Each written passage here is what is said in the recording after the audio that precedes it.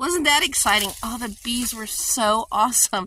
We loved hearing them and seeing them flitting from flower to flower was amazing. Hi everybody, I'm Sue. I'm Jim. And this is Central Highlands Homestead. Welcome back. Today we are out in our food forest. We're working on some projects. We want to show you guys a little bit of video we filmed a couple weeks back that shows a wonderful transition for our pear trees. And we are also putting one of our favorite little apple trees in the ground. He's been waiting a long time for this, so. This old boy has been everywhere from 2 locations in Arizona to now here in Oklahoma.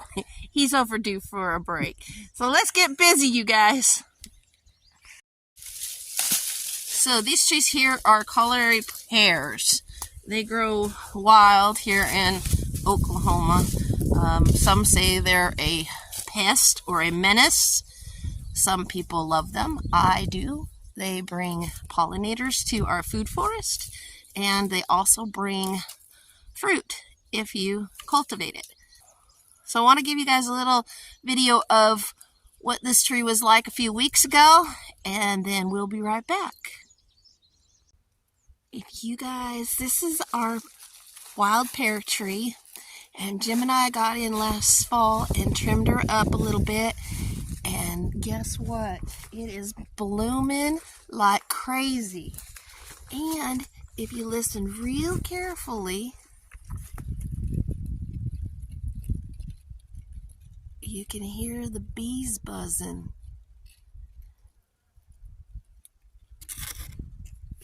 And you can see them flitting from flower to flower.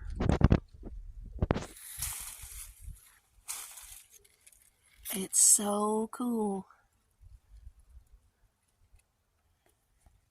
It's so very cool. We're so excited. And we had got in this last fall and thinned it out a bit once we figured out what they were. And then we've been amending the soil with our rabbit poo from the cages, the rabbit cages, putting some rabbit poo down. And like I said, we thinned it out a little bit. Not as much probably as it should have had, but much better than it was.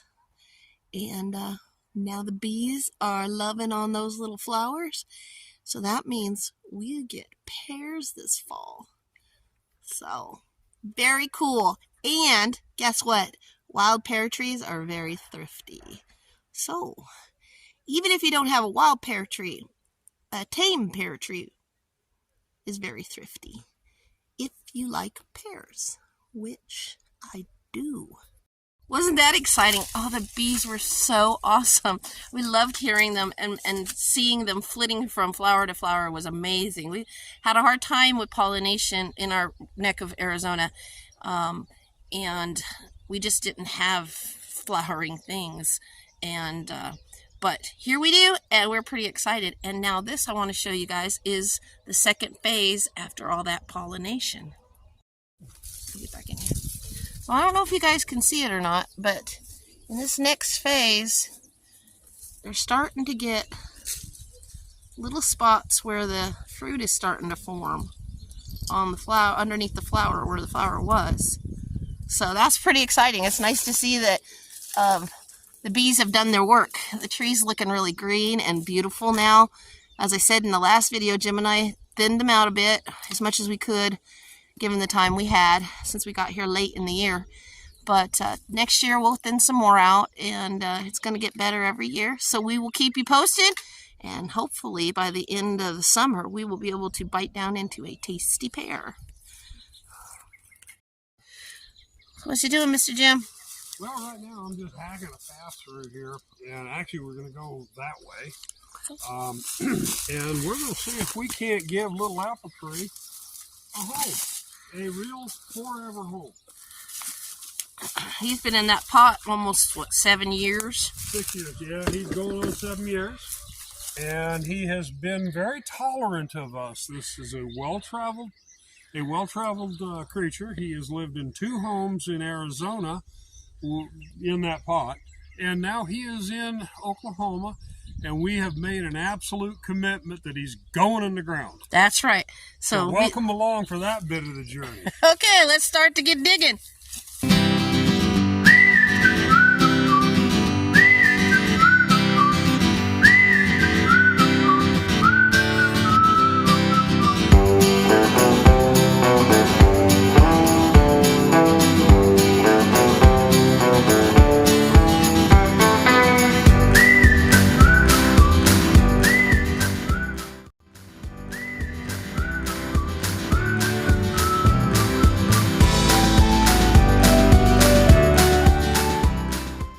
Oh, look who's come to join us, Jim, the chicken inspectors. Mm-hmm.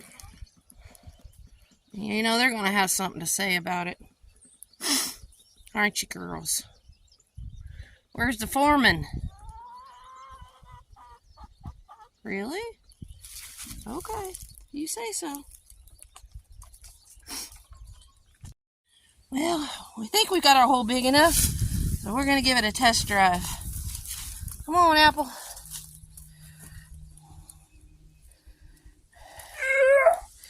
Boom! There you go. How's that, little man? You want it. What do you mean? You see how this one side of the tree is flatter than the other? Yeah. Due to a series of branch loss and other things. We'll take it towards the walkway. Spin this Hold one on. just a little bit. There you go. That way you don't get clobbered when the branches, you don't have to trim any more branches back either. That looks pretty good. Got one low down I need to take off. Okay.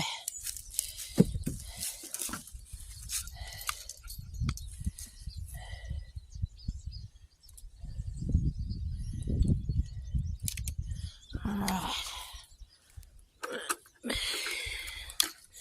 This watery little root ball.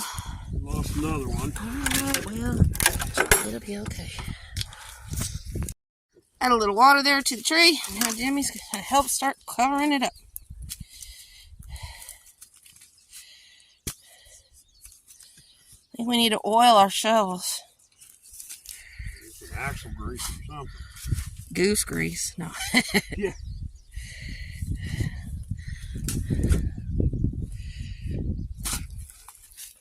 Those of you who've never had to clean up after goose grease. That stuff is thick. It is thick and hard to clean. Lots of hot water, lots of soap. I can see why they used it to grease axles and stuff back in the day.